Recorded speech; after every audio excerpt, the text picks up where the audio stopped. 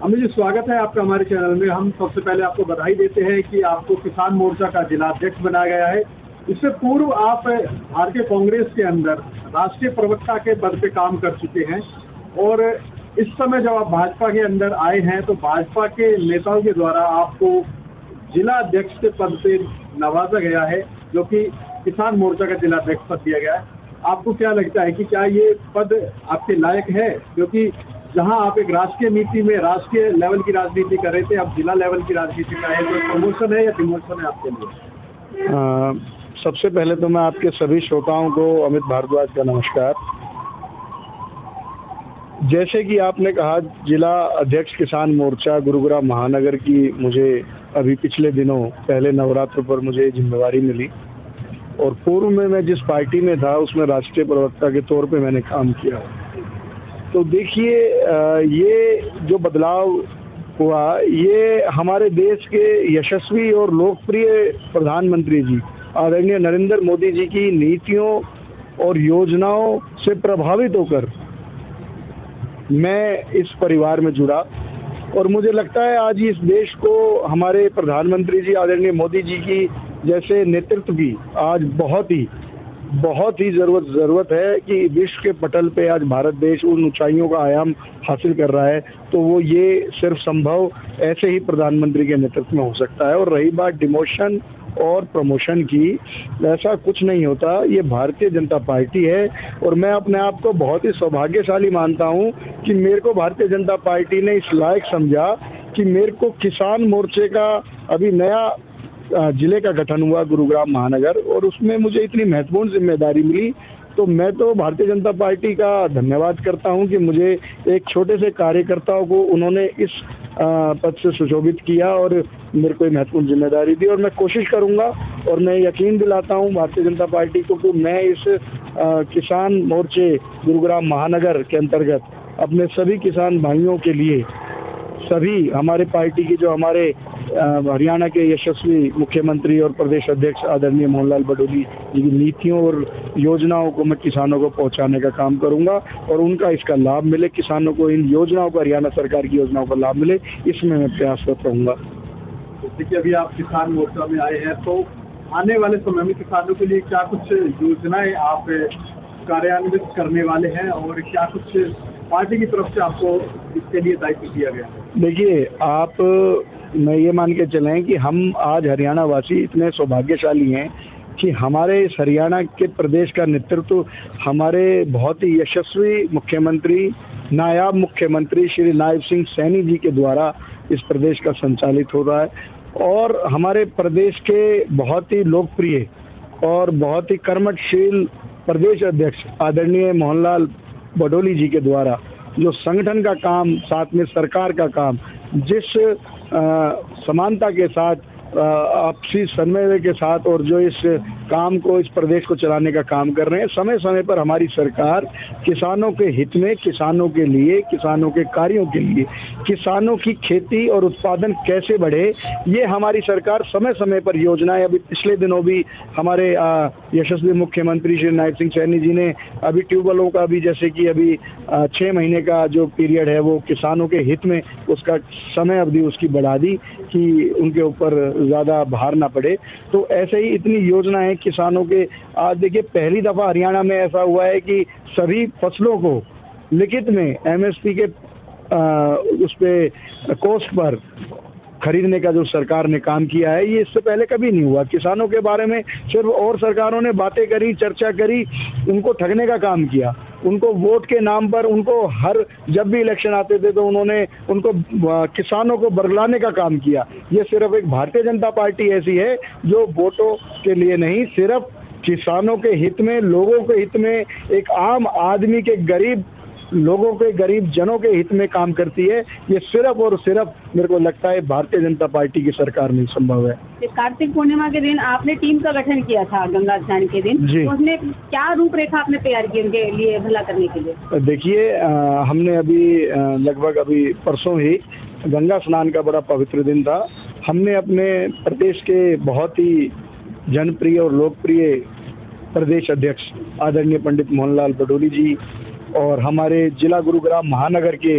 हमारे जिला प्रभारी श्री राजकुमार वोरा जी, और हमारे बहुत ही कर्मठशील जिला अध्यक्ष गुरुग्राम महानगर के, जिनका हमें समय समय पर मार्गदर्शन मिलता रहता है, आदरणीय श्री अजीत सिंह जी के विचार विमर्श करने के बाद हमने कोशिश करी है कि इस किसान मोर्चे गुरुग्राम महानगर में उन साथियों को जोड़ा जाए, उन पार्टी के कार्यकर्ताओं को जोड़ा जाए जो बहुत ही महत्वपूर्ण तरीके से भारतीय जनता पार्टी की नीतियों और योजनाओं के लिए काम कर रहे हैं और बहुत ही अपना समर्पण भाव से इस पार्टी के लिए, किसान मोर्चे के लिए काम करे। तो ऐसे बहुत ही जिम्मेदार और बहुत ही हमने महत्वपूर्ण लोगों को इस मोर्चे में जोड़ा है और आशा करता हूं, और मैं सभी पदाधिकारियों को शुभकामनाएं और बधाई भी देता हूं, और ये आशा करता हूं कि ये मेरे सारे साथी मेरे साथ कंधा से कंधा मिलाकर किसानों के हित में कार्य करेंगे। 2 तारीख के प्रोग्राम के बारे में भी हमारी तरफ से जी, हम जैसे कि आप सबको विदित है कि हमारे देश के अंदर आत्मनिर्भर भारत और स्वदेशी अभियान का बहुत ही पूरे देश लेवल पे, राष्ट्रीय लेवल पे जो है कार्यक्रम कराए जा रहे हैं। अभी हमारा महिला मोर्चे का भी कार्यक्रम हुआ, इसी के अंतर्गत आत्मनिर्भर भारत, युवा मोर्चे का भी हुआ, ओबीसी मोर्चे का भी हुआ। अब 9 तारीख को संगठन की ओर से हमें ये जिम्मेदारी दी गई है, किसान मोर्चा और हमारा जो एससी मोर्चा है जिला गुरुग्राम महानगर का, हम संयुक्त रूप से एक प्रबुद्ध जन सम्मेलन किसान मोर्चे की ओर से और एससी मोर्चे की ओर से हम संयुक्त रूप से कार्यक्रम करने जा रहे हैं। इसमें हम आत्मनिर्भरता और आत्मनिर्भर भारत और स्वदेशी को कैसे अपनाएं, इसी के अंतर्गत ये जो सम्मेलन है जिला स्तरीय प्रबुद्ध जन सम्मेलन, ये 9 तारीख को हम तावड़ू में,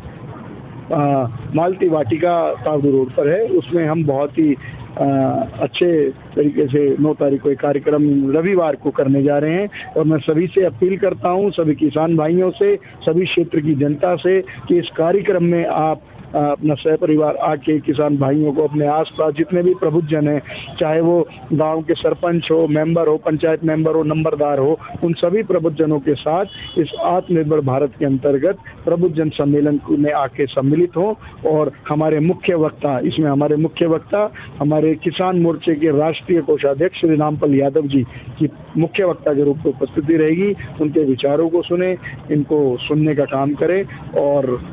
इसी आशा के साथ मैं ये आपको। उससे पहले एक मेरा प्रश्न बनता है कि अभी गणेश चतुर्थी का आप प्रोग्राम कर रहे हैं, उससे पहले कार्तिक पूर्णिमा पे और फिर नवरात्रों पे, तो सारे जो आपके प्रोग्राम है ये सनातनी तिथियों से जुड़े हुए, इसके पीछे वजह क्या है? देखिए, ये तो अपने आप ही, जब हम एक भारतीय जनता पार्टी जो है एक बहुत ही विशाल रूप आज विश्व में, मेरे को लगता है सबसे बड़ी पार्टी का जो रूप लिया है वो भारतीय जनता पार्टी ने लिया है। और आज मुझे नहीं लगता, देश तो चलो है ही, राष्ट्र में तो मेरे ख्याल से सभी हैं, और विदेशों में भी, आज विदेशों में भी जो हमारे भारतीय रह रहे हैं या विदेशी जो हैं हमारे, वो भी आज हमारी पार्टी के साथ बड़ा प्रभावित है और इस पार्टी के साथ जुड़ना चाह रहे हैं। क्यों? क्योंकि हम देश की संस्कृति को बरकरार रखने के लिए, अपनी देश की संस्कृति को दोबारा से पुनर्स्थापना को जो काम भारतीय जनता पार्टी ने किया है, ये बहुत ही, क्योंकि पूर्व में जो सरकारें रहीं उन्होंने इस देश की संस्कृति को, इस देश के सनातन को मिटाने का काम किया, लेकिन अब भारतीय जनता पार्टी, मुझे विश्वास है कि इस देश के अंदर पुनर्स्थापना कर चुकी है सनातन की और इस देश की संस्कृति की। और जैसे कि मेरी घोषणा भी पहले नवरात्रे पे हुई थी और हमने टीम भी गंगा स्नान वाले दिन करी, क्योंकि हम सनातनी लोग हैं, हम इस विचारधारा से जुड़े हुए हैं। और मैं भी ये चाहूँगा कि इस देश का एक एक बच्चा अपनी संस्कृति को अपनाए, अपने देश को नई तरक्कियों के साथ इस देश को ऊंचाइयों पे ले जाए। तो बस यही चाहूँगा। एक क्वेश्चन और, हिंदू राष्ट्र बनने की तरफ अग्रसर है, आपको क्या लगता है कितने समय में बन सकता है या बन जाएगा? देखिए, यहाँ पर ये हमारा देश जो है ये भारत देश है, इसमें हिंदू राष्ट्र, देखिए ये तो जो है ये तो सरकार या संगठन का यात्रा भी शुरू हो रही है। हाँ, ये बिल्कुल बागेश्वर धाम की, और इसमें मेरे को लगता है करोड़ों की संख्या में लोग इसमें जो हमारे आस्था रखते हैं, सनातनी लोग हैं और जो भक्तजन हैं, वो इसमें करोड़ों की संख्या में इसमें सम्मिलित हो रहे हैं और इस देश के अंदर एक अलग जगा रहे हैं। और बिल्कुल ये देश जो है हमारे भारत देश जो है ये सभी हिंदू प्रेमी, हमारे सभी सनातनियों का देश है। और मैं विश्वास दिलाता हूँ कि आज ये पार्टी इस देश के अंदर राम